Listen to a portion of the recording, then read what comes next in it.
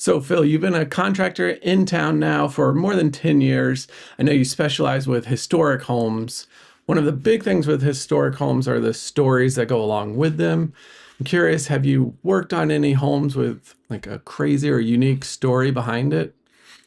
Um, I think I think every house has a story. I know we were jumping right into the historic stories, but yeah, I think for me it's more of the time period than what happened there. I mean, you have to assume that if you are working on a house that's over 100 years old, somebody has died there. Yeah. That's just how it works. For me, I think that when I see an old house that we've worked on, I often think of what life was like at the time period. You know, if you think the late 1800s, you go through a house and you're like, oh, this is nice. I wonder wait a second, where was the original kitchen? You're like, oh, well, there wasn't a kitchen inside because you wouldn't want a fire burning inside your house in the late Right. 1800s. You could burn it down, or it's Florida, Yep. so it was still hot. So just have to realize that living in the time period, then certain things are just different than the way that we're kind of used to now. Is in Gainesville, when you see historic homes, and in my perspective, they're not that old compared to some other parts of the country. But are there any parts or streets or areas of town that really jump out to you when we talk historic homes and being unique and different or standing out?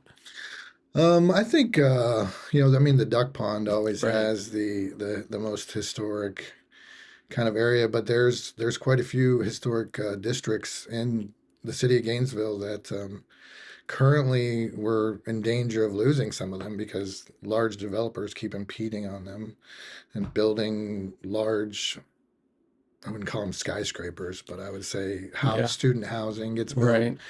across the street from a historic district, and houses have to be demolished to make them. And I mean, that's progress. What are you going to do? You can't not move forward. Right. We'd love to save every old house, but you know, it's just not possible. So you try to get the most, the unique ones, or the ones that have some sort of historical effectiveness. Right. Well, and being on the historic board, is that something that's coming up regularly? Are new plans for bigger developments that are trying to buy properties? And Oh, it's constantly like there's always something going on that's either goes in front of the board, or unfortunately the board gets circumvented and it goes mm, directly to the commission, and things happen. It's a political system that we live in. But yeah, there's constantly it's a fight all the time to try to save old historic houses. being a member on that board, have you received any unique requests or anything outlandish, anything weird that maybe a historic homeowner has presented, or anything that stands out? Um, I think that I think if you own a historic house, you're already a little. So to say You what's unusual or outlandish. right. Yeah. Most of and this is what people don't really realize too, is that when you have a historic house, like they think, oh, everything has to be historic. Well, you can update and repair with materials as long as it looks historic. Okay. So you can use newer technology, Right. concretes and PVCs and things like that, but it has to look historic. Okay. The houses that we work on, I like them to be. I'm a purist. I like to kind of build them exactly like they were. But when you step inside you can design any way you want, because from the street side or the sides, as long as it keeps its historic preserved appeal, then you're good. But like inside, you can do have Whatever. updated everything.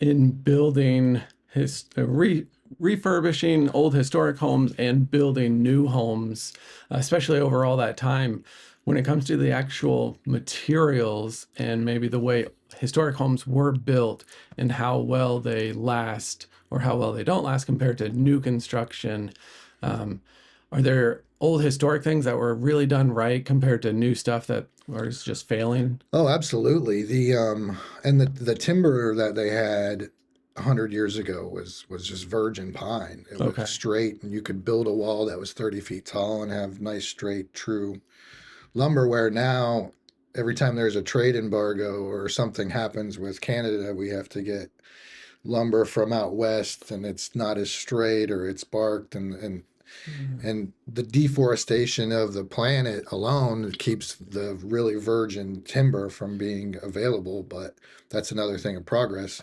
So, engineers, that's why your wall heights aren't as big as they used to be. 100 years ago, if you had a 2-story, you would have one balloon wall that went from the ground all the way up to the roof. Okay.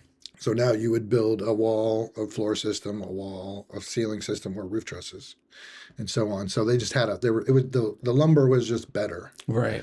But there's technology now that we have that they don't have that's more efficient, like isoning foam insulation. Yep. It's very super efficient that they didn't have. I mean, they really didn't have much insulation back then at all. Right.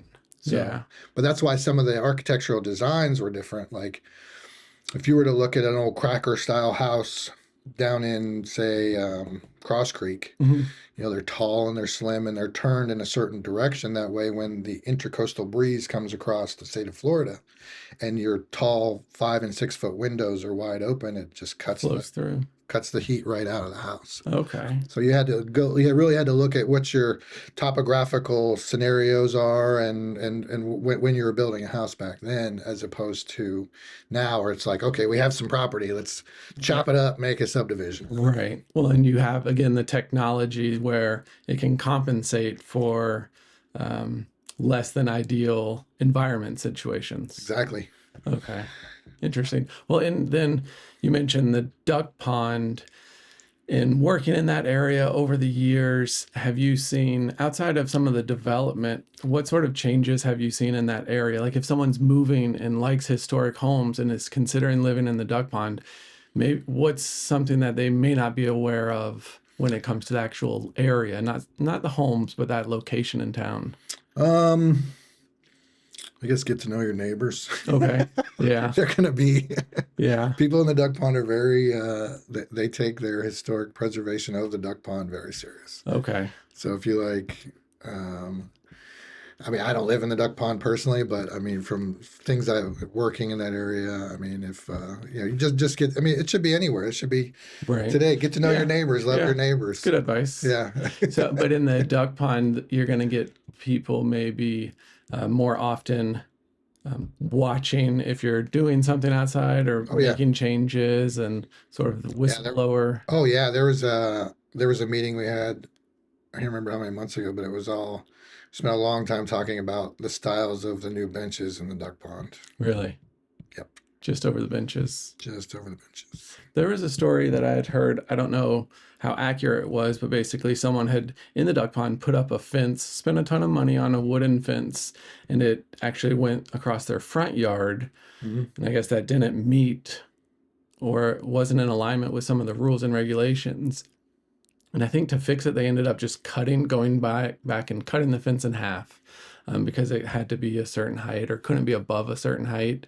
How often does the board get in? I mean, is that board's purpose to keep an eye on that sort of thing? That's exactly what the board's purpose is. I mean, people should, if in an area like that, I mean, the building department really protects your property values. And the preservation board in a historic area protects your property values as well. So if when they went to build the fence, they should have actually went to the building department and said, "Hey, we want to build a fence. Right. It's within view of the front of the street. We want to, for whatever reason it was, to build a fence." They should have went and said, "Hey, we need a building permit for this." Or ask the building department, "Do I need a building permit for this?" Or whoever they hired. Yeah. If they should have got a permit for it, and they would have. They're usually very helpful. Right. Yeah, they would pass them along, giving them more information, and they could have gone away with the whole, I built a giant fence and now I have to cut it down. Well, what happens in a situation where a homeowner maybe can't afford to keep up the property to the baseline conditions that are required? That's a great question, because how I got onto the preservation board was I was approached by some homeowners that wanted to replace their windows. And it was a very interesting area because the little cul-de-sac was a historic district, Hmm. but I'll get into it in a second, but they wanted new windows, but because it was a historic district, you can't just replace it with any windows. Okay. And when you go to replace a window that's like a 2/2 wooden sash window, you're supposed to replace it with a new 2/2 wooden sash window. Okay. Now it can be more efficient. It can be double walled, low E insulated, but it has to have that 2/2 look to it. It has to be wood. And that could be a $1,200 window as opposed to a vinyl replacement window, which would be, $400 window. Okay. Yeah. So it is. So they asked me, as a contractor, what can we do here? So I called the building department, and they referred me to the preservation board officer, and we talked for a while. And she was new to town, so she invited me to be on the board, and I gladly accepted. But from the homeowner standpoint, it's a tough argument because where the house was, at the end of the street, there's a McDonald's. Right. Okay. Right. And the McDonald's Yes. isn't historic by any means. Right. Yeah. Although when you think about it, historic, because I did have my birthday there when I was a kid. So that was in the 80s, it was a big deal. Right. So their argument was, well, that McDonald's isn't historic. Why do my windows have to be? Right.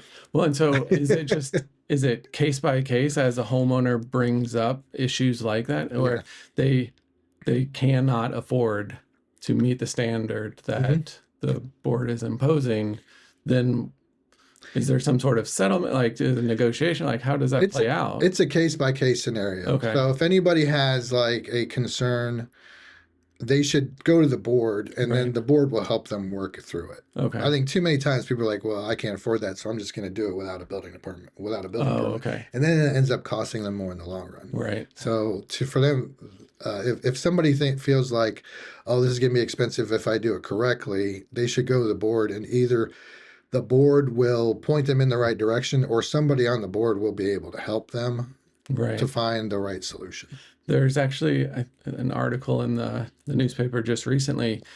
I'm probably mispronouncing the home, but it's the Mathis home. Oh, the Matheson Museum? Right. Yeah. Yep. I guess they've run into some issues, and they're trying to raise like $200,000 to then be able to do the improvements and everything needed. And it's one of those things where it's out of the hands of maybe the people in charge or the owners and whatnot. So then they're turning back to the community and trying to work together for something that's, again, unique to Gainesville, historic, old. And if you lose it, you can't just rebuild it.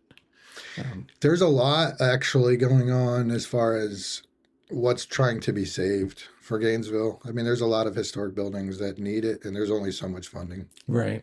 So private owners are definitely huge fundraising and things like that help. And the Matheson Museum is a great area because it really highlights the musical history of Gainesville too. They have an exhibit right now involving the Florida Theater.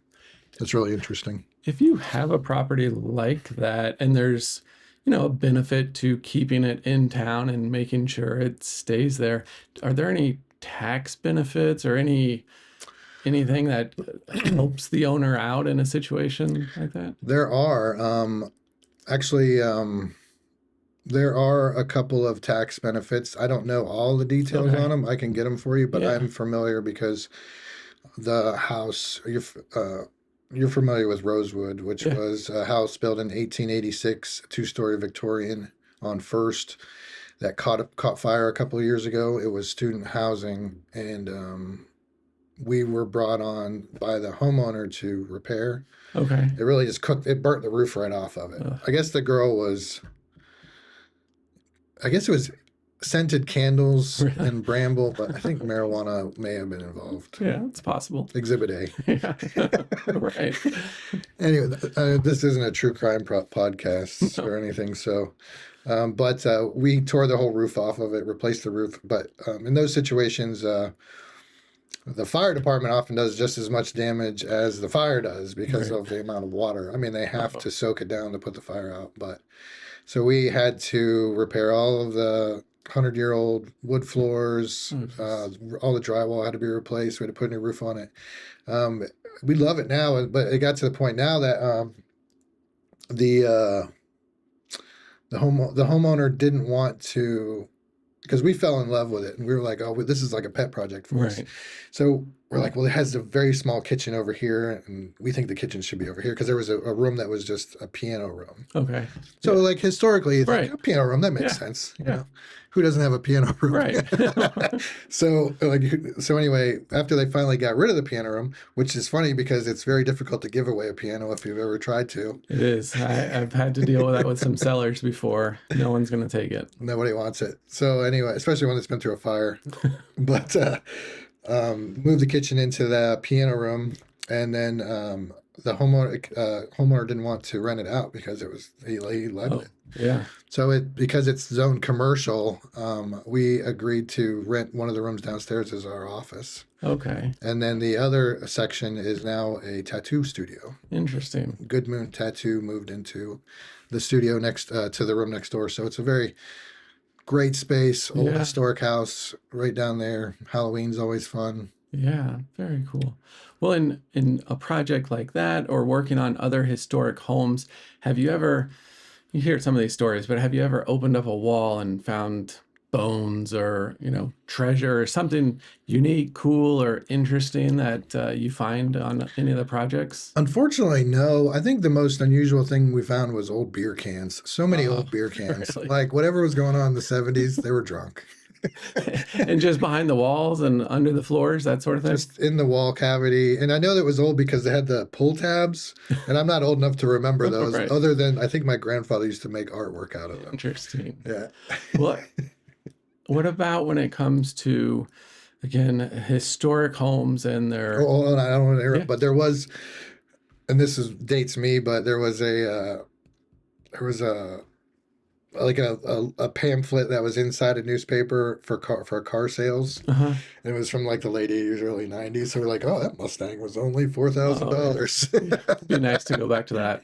Right. Oh, man. Well, along those same lines, when it comes to findings of a home, have you started working on a project and then learned more about the home and the history or any unique stories that stand out from one house and one project to another that makes, it's something special or different than maybe the neighbors? I think when you think about the history of Gainesville and the history, and you look at how construction is now, I mean, with anything, you've got quality craftsmen, and then you've got your D.R. Horton subdivisions. Okay. Not to call out D.R. Right. Horton, but I'm sure Yeah. there's some fine D.R. Horton Right. houses, but as a general. Yeah. So I think it was the same thing 100 years ago. I think Okay. there was some quality craftsman style things built, Right. and then there was some that were just not built that great. Okay. So there's structural issues and things not square, and then there's some houses that are really built fine.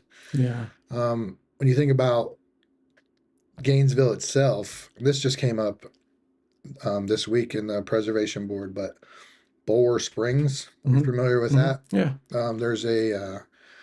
There's a plan to restore that building, Okay. and it was in the presentation. I learned that was one of the things that attracted people to Gainesville at the time, Okay. was that there was this clean water. Right. You think That's what made Gainesville appealing. Gainesville appealing in the late 1800s was like, oh, Well, clean water. early 1900s was like water. Wow. There's clean water there. That's a good place to raise a family. There you go. Yeah. Well, at least we've come a little ways from there. A little bit We still further. have clean water, but interesting. Well, to shift a little bit, if homeowners planning to do a project, take on a renovation, and they're looking for contractors or someone to do that work for them, any tips, suggestions when you're trying to research and vet a good contractor to work with? I think, and I see this all the time on like word of mouth. Mhm. Everybody's like looking for this, looking for that, and every now and then somebody will say, do yourself a favor, hire a licensed contractor. Mhm. I think there's a lot of people out there that aren't licensed, and I Okay. think that's one of the easiest ways to vet a good Okay. contractor is whether they're licensed or not, Okay. because there's a lot of people that aren't licensed. And in this, the state of Florida is the most difficult state to get a contractor's license. Really? So if your guy is a licensed contractor, he's done the time, he has the experience, he's taking the exams, he's put forth the effort, he's done the state has done background checks on them, Right. checked their credit, Jeez. everything just to get that contractor's license. And I always say, when people say they're thinking about getting their contractor's license, I tell them you should, because it puts you in another level. Okay. You're not just a handyman anymore. Right. You're legit. Yeah. So that would be definitely starting there, making sure they're Yep. licensed contractor, and then probably just other recommendations, looking at their work, that sort of thing. Or is there anything that would be a red flag or concerning? Say they are licensed, but is there anything that homeowners should be on the lookout for as a negative? Or Well, they can always go to the DBPR website and Okay. research anybody. So if there's Right. ever any complaints, it'll show up. But Okay. I always feel that the customer contractor relationship is a legitimate relationship. Yeah. I think that there's psychology there that I like to meet with people, and if we don't click, then maybe I shouldn't be working for them. Right. Or if they don't like me, or then maybe I shouldn't be working for them. I mean, I feel like I have a large personality. I'm Yeah. not like, I can be polite at times, but sometimes I can be blunt. Right. And I mean, just like you and I, we've known each other for quite some time, and I Right. think we get along really well, and we work together. And you wouldn't refer anybody you thought Right. was shady. Well, and it's again one of those sort of relationship businesses because you end up, I mean, getting relatively close relatively quick, right? If you're Right. working inside someone's home and you're going in and out, like you're going to get to know the people and the families and everything else. So you want a good relationship going into that, probably. Oh, I look back on some of the projects I've done over the last decade, and I look fondly on a lot of my Yeah. customers. And if I see them today, I still wish them the best. I miss them. Yeah. Some of them, I miss them. Looking back on some of those projects, is there one project that you would say was your absolute favorite? Maybe it was difficult or whatever, but the actual outcome of it is just what you're most proud of. Years ago, we were still pretty fresh. I was still pretty fresh. I mean, I was experienced contractor, but our business was still within the first few years. We got approached to do a restaurant down on Archer Road. Okay. And at the time, it was pallet walls were real popular. Mm-hmm. And this particular pallet walls and barn doors. Yeah. So this restaurant was a chop house oyster bar. Okay. And the food was starting off. The food was amazing. They did a really good job. But we must have ran 3 miles of pallet wall in this place and giant barn doors, and we used whiskey barrel heads, and it was very much out of my style, and it felt really at home. And it went. I'd say it went pretty well because the next door, there was a spa next door called Cloud9, and they Mhm. asked us to come and do a remodel there. So we were able to remodel those 2 commercial spaces. And I liked it because it was a situation where I could go after hours or on the weekends. So Okay. it Yeah. was more than just like because to me, it's more than a 9 to 5. Okay. We have a wood shop over off of 19th behind Satchel's, and I spend a lot of my evenings and weekends there just messing around building things. So it's more than just a job for me. Right. So when we had those 2 projects, they were very much in the public view. Everybody was, had great things to say. I think they even called us the barn door guys for a while. We built so many damn barn doors. But the barn door and then the spa was probably one of my, historically throughout my career, is probably my favorite too. Okay. Well, in working on maybe homes in the duck pond or other older historic homes, have you ever been in a home or experienced something that's maybe unexplainable that would lead you to think a house in Gainesville could be haunted? There's a few purple porpoise, a few different places in town that have unique death stories related to them and sightings of stuff. And I didn't know if that's something you've ever come across. Well, Rosewood, I mean, there is, it was built in 1886. And like I said, somebody has died there, Right. obviously. Yeah. It's multiple people probably have. I mean, I don't think were rushed to the hospital in 1901. No, no, no. When we started that, I have people work for me that feel like they're a little more sensitive than I am. Okay. On different levels, but they would always like walk through with their phones recording, talking, see if they can get anything back. But never any feedback, anything exciting. There was some sounds and some noises, and a couple of times I was like, what was that? And then I was like, well, it's, and the builder in my mind was like, oh, something settled, or there's a problem with the AC or something, or the plumbing didn't get strapped correctly. So I always think of that way. But I know that if you were to talk to one of the tattoo artists or my office administrator, they have different stories because they're a little bit more sensitive than I am for that sort of thing. So it depends on the person in the home. Yeah, I think so. Yeah. Yeah. Interesting. I'd be that guy. There'd be like, Michael Myers would be in the corner and I'd just be like carrying cabinets past him. Oblivious.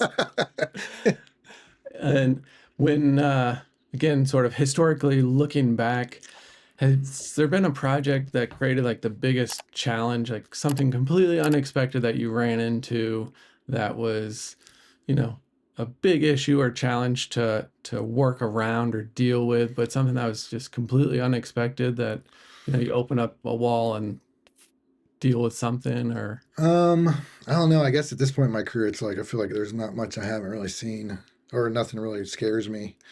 I think in our area, labor is probably the biggest challenge. Okay. So the most unusual things happen when subcontractors don't show up. Mm-hmm. And usually it's for a good reason or something ran late, but every now and then there's tragedy that happens. And I call it the human factor in construction. Like, you can't put a mathematical equation to it. Okay. I've had a subcontractor one time was supposed to show up, and his son was in a wakeboarding accident. And he was ran over by a ski boat. Like, how do you put that into a Gantt chart? Right. Like, okay, well, now I have to find a new. I'm trying to remember what it was he did. I don't remember what exactly it was, what his trade was, but he was basically like with his son for the next 2 weeks in the hospital. Right. He didn't care about the construction side, and why would he? I wouldn't expect him to. Yeah. So I think because of our unique area of Florida, I think there is a definite labor shortage with qualified tradesmen. Yeah. And I think that's something that we're probably always going to have to deal with. I mean, if you look back at college rates and kids being pushed away from trades and towards college, I mean, in my opinion, I would expect that problem to get worse. Right. Significantly worse over the next 10, 15 years. Have you seen it over the last 10 years trending that way, where it's just a slow decline of available workers who know what they're doing? Absolutely. And for a while there, we were seeing people that had college degrees that were in unusual, like political science or things like that. And it's like, what do you do with that? Right. Whereas, and then they end up going to work and making, $35,000, $40,000 a year, where an electrician can go to work as a journeyman or as a tradesman or as a helper immediately, and within a year he's going to be making that, and then by the time he's an electrician, he's in a six-figure scenario. Right. In the same time it would take somebody to go to college to get a associate's degree in political science. Or I think the trade side of things is going to become more and more of a challenge, and probably because of that also get more expensive, because again, if there's very few options, those guys can start charging more if they know they're the only electrician around, or they're so busy that they charge more to make it worth it. And I think that falls back on the we talked about finding a qualified contractor. There just aren't enough out there. Yeah. So I understand why people use unqualified people if they need something done and they're on a budget. Yeah. What are you gonna do? Well, and then when it comes to historic homes, if a customer, I've looked with people trying to find a historic home, if someone's never owned a historic home, what should they know going into it, or what mistakes do you see new owners make or not plan for appropriately as they buy these old homes? I think for the love of historic homes, you have to realize that to really find a good gem, like it's gonna be in bad shape Okay. Yeah. and it's gonna need a lot of work. Yeah. And get used to the idea that you may never be finished. Just a constant project. Just I know people that have owned very large historic homes and they are beautiful, and you would think that, I mean, they could be in magazines, but they're like, I really want to get this soffit fixed, this one little piece here or something there. Right. So and with any home, it's always a maintenance scenario. Yeah. But with historic homes, you get so into the culture of the historic house and how it stood the test of time. And I guess maybe you probably sleep a little easier knowing that, oh, there's a hurricane coming. Well, this house has been through 100 years Right. of hurricanes, whatever. Yeah. That's You true. know?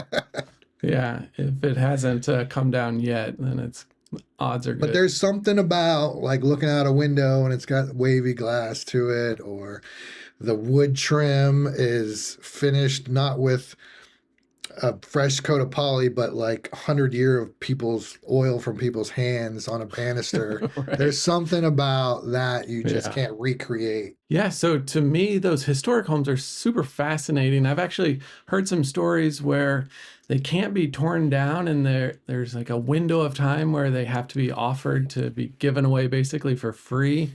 Have you seen anything like that, or houses being moved around, or Sure. anything? I've seen a few that have been moved.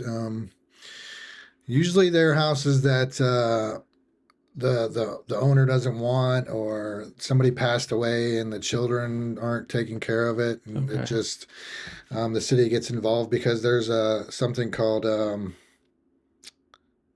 demolition by maintenance, and I apologize if I'm not stating that correctly. I know Okay. it's so if you have a house that basically you don't take care of and it starts to fall apart, then eventually, if it's a hindrance to the city can vote to Oh, tear it okay.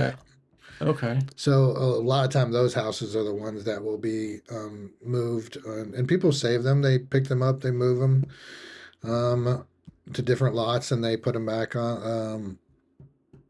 A good friend of mine, Tyler, he moved a few houses Really? in the last couple of years. I mean, is that a strategy? Are these people able to basically get a free house as long as they can put it somewhere, fix it up, and then they start renting it, or what? Yep. Or is it just for the love of historic homes and it's really a lost cause? Like they're just spending money?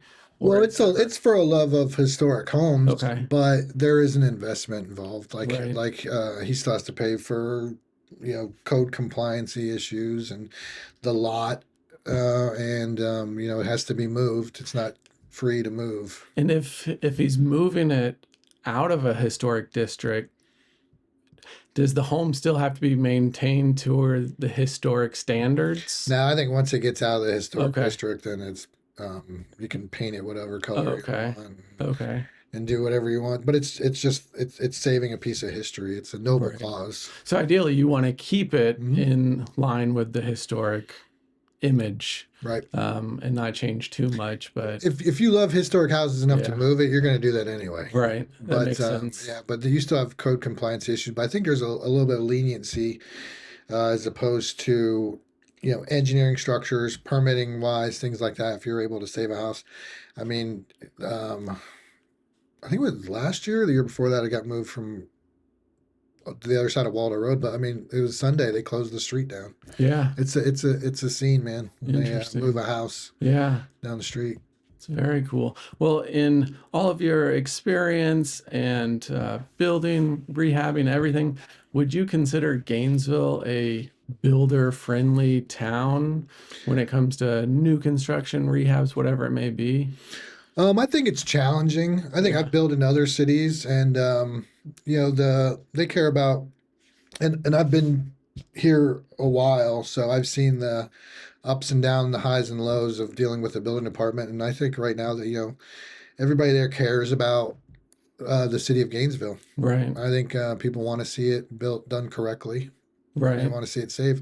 I mean, when you think about the hurricanes that we just went through now, look at the destruction as opposed to the hurricanes we went through 20 years ago. Right. And it's all Yeah. about the updated building codes in the state of Florida. So it may be a little bit more challenging, but at the end of the day, for a benefit. Definitely worth it. Okay. Yeah, I definitely it's challenging, and sure you can build something easier someplace else, Right. but it's worth it here in Gainesville.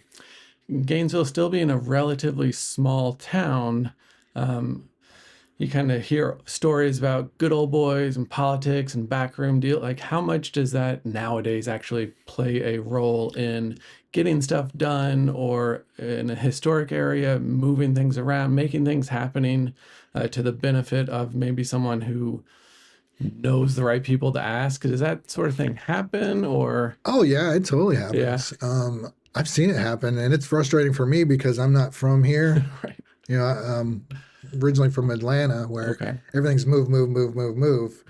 And Gainesville's nice because, you know, when I was a kid, you would never see anybody you knew at a grocery store. Okay. Like that was a safe zone. You could go out, leave your house, and not worry about seeing anybody. No, it was a little unusual for me here when it's like, oh, people see you see at Publix and they're like, Oh, hey yeah. Phil, how's it going? At first, I was like, well, this is kind of cool. Yeah. This is quirky. It's a small town. You run into people everywhere. So, and I used to refer when I started. I would get frustrated when I started my business here 10 years ago because I used to call it the slow South. Mm, Like if you've ever heard of the term, you can't get there from here or it can't be done. yeah. Like there's a lot there was a lot of that. And Okay. I'm very much like, don't tell me I can't do something. Right. I will figure out a way to do it. Yeah. So and I think that some of that still exists. I think there's still favorites played. Oh, yeah. I mean, I know that it frustrates me when I play by the rules and follow the lines and you know, we wait forever. Right. Where somebody knows somebody, they just walk into their office and Get it done. get it, and it gets done quickly. It's Yeah. it's frustrating, and I'm sure that somebody, I mean, people moving to town, it's good to know. Yeah. Yeah. I mean, I think anywhere you go that plays a role is who you know and Yeah, the relationships you have, and that benefits different people in different situations. But so, as people are looking at different historic areas and parts of town, the Duck Pond gets a ton of attention, and a lot of people are interested in that area. But just downtown in general, what would you say if you're going to live downtown? Some of the pros and cons or things to be aware of over there. I like downtown. I think the problem with historic and downtown that Gainesville has, as opposed to other cities, is that there's a lot of government buildings down there. Right. So it's tough to be like, oh, historic when you're like, this is where GRU headquarters are. Yeah. This is a courthouse. Courthouse. So it's not as kind of quaint that, you know, it's tough to dress up the DMV. I mean, it's Right. the best DMV in the Yeah. county. I mean, there's no wait. Yeah. I think Yeah. it's the best hidden secret of Gainesville is, They get you in and out. yeah. Yeah. But and then there's certain cause that's why technically downtown isn't a historic district. Okay. So, and some of the issues that are on the table right now are that there's a church down there that wants to tear out some historic buildings. Oh. If you're familiar with Main Street and where the top is, Mhm. across the Yep. street from the top, there's a group of historic looking buildings. I believe they belong to the Episcopal Church there, and they're wanting to tear it down and make a parking lot out of it, Oh, wow. which I don't think is going to happen because the parking lot is there's something about parking that it can't be, but they still want to tear it down. Right. And if you're familiar with recent history in Gainesville, there was a church on 43rd Street that was torn down that was kind of done shady. Like they had a city council meeting to discuss it, and then a lot of people showed up and didn't want it torn down because it was an interesting old building. Right. Needed some love, but it was an interesting building. And every year this time of year there would be, you know, Christmas tree farm there, Oh. very hallmark. Yep. And, Yeah. They were there every year. Yeah, Yeah. I remember they were very expensive. They were a premium, but it Yeah, was a unique yeah, experience, and they had sort of the history. There were tons of family that like that's just where they went every single right. year. But I remember when that church was talking about being torn down because it backs up to suburban heights, Yep. and I'm sure a ton of the homeowners would have been trying to prevent Oh, that. and they were, and I actually lived in suburban Heights at the time, and it was a big topic Right. amongst conversation. So the city would have a council meeting to discuss it, and a bunch of people from suburban Heights would go down and picket it and raise a stink about it, and they would reschedule. The Mhm. developers would reschedule, so they would reschedule, and then every time they rescheduled, less and less people would show up Yeah. to complain. So eventually, they discussed it late night at a meeting. At the end of the meeting, it was very late. It was kind of a backdoor kind of thing. Yeah. So nobody was there to pick it. So like everybody had busy schedules. They couldn't show up and complain about it anymore. So now it's gone and it's a strip mall with like The Cox the cable Cox and cable. something else. Yeah. Yeah. Yeah. But they scorched earthed it, Oh man. yeah. They Yeah. just wasn't there I thought there was like a graveyard next to it too. I don't know. I know there's a ton of trees. I mean, it's the church had been there forever, but now it's yeah, a couple buildings and future buildings. It looks like. So now downtown, similar situation. There's the church owns a thrift store or whatever is right there. Well, there's a block of very old, unique looking houses.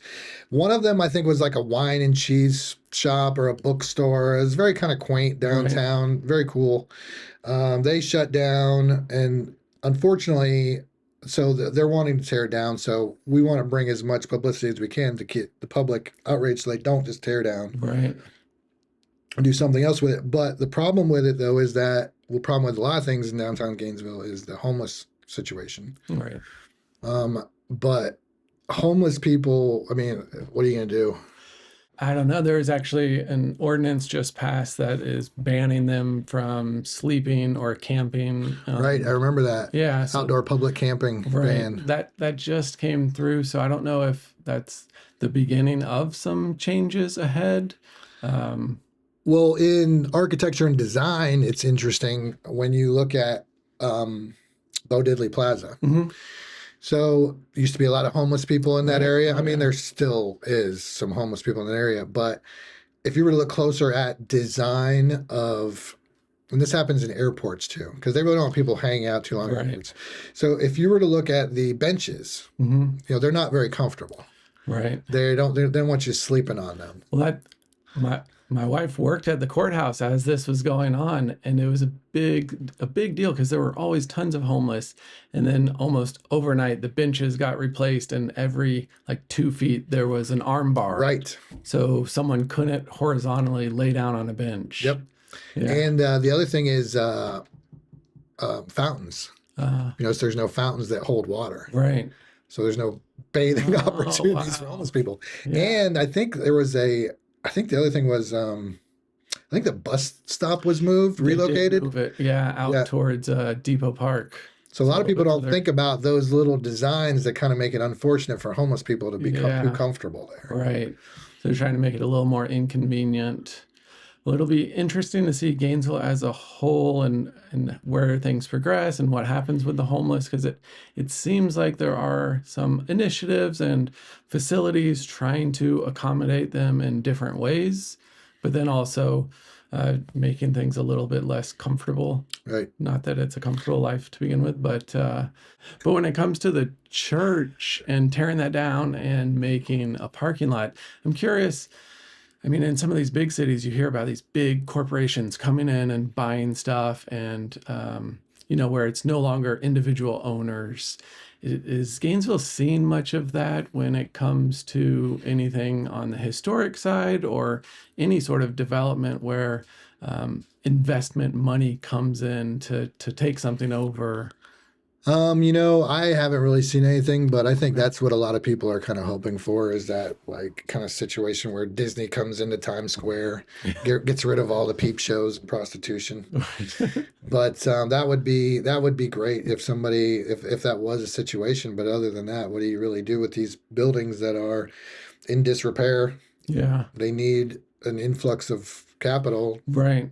I still like downtown. I still feel safe going out to dinner there. I still like going down to Bo Diddley and watching live music. And Yeah. then, I mean, I take my son there. We walk down there from Rosewood all the time, and then grab dinner and watch live music and walk home. But I mean, I guess with an influx of homeless people, people are always concerned about an influx of crime. Right. So, but I don't really pay a lot of attention to that, but I haven't seen it. It's not like super in my face. I guess I would say there's homeless people, but to me, they're kind of harmless. Yeah, I mean, just recently, the family and I went to dinner downtown and to the Hippodrome for a play. It's one of those things that we are always observant and paying attention, but it's not something that's fearful that's going to stop us from doing an activity we want to do. Right. Well, I'm curious because I've heard stories. Gainesville has a few old bed and breakfasts. Had a friend that got married at one, maybe, or had the bachelor. Something happened at one of them. But are all of those types of places locally owned? Like, is it Sweetwater Branch? And I think they just recently, that's a beautiful building, man. Yeah. I love that building. yeah, Yeah, I love the bed and breakfast district. I love those old Victorians are just they were so amazing. unique. Yeah, I think we need more design like that in our lives. More little accents and things that aren't just Yeah. quite so square. But I think, from my understanding, there is it's like a hotel chain or some sort of conglomerate that's been buying up those bed and breakfasts interesting. and then using them as like a hotel scenario, Airbnb. I mean, I'm sure Okay. the market went funky. Yeah, I mean, it's because I even noticed that when I a while ago I went to a bed and breakfast in St. Augustine, hmm and years ago I went to one, and it was owned by a quirky old lady, and you had to eat breakfast with her, and she Right. made you feel uncomfortable, but that was part of the experience. yeah. But then the recent time I went, it was very much like a hotel. It was like a continental breakfast. Interesting. I wonder in the big picture though, is that going to be a good thing or a bad thing? Because that big entity can maintain a building like that. True. Very And true. where an individual owner going through ups and downs of markets, hard times, whatever it may be, they may not be able to support.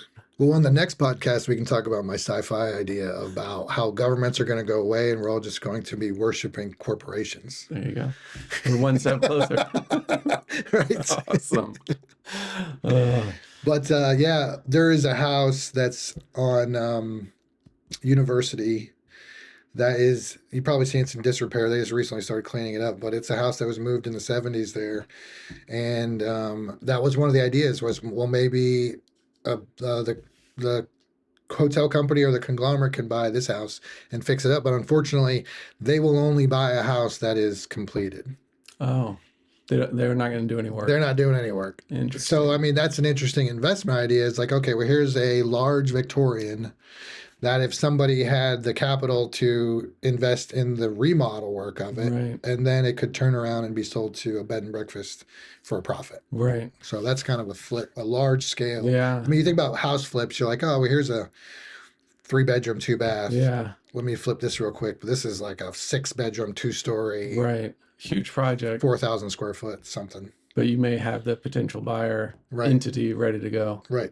Interesting. It's a Awesome. gamble. Yeah, it is.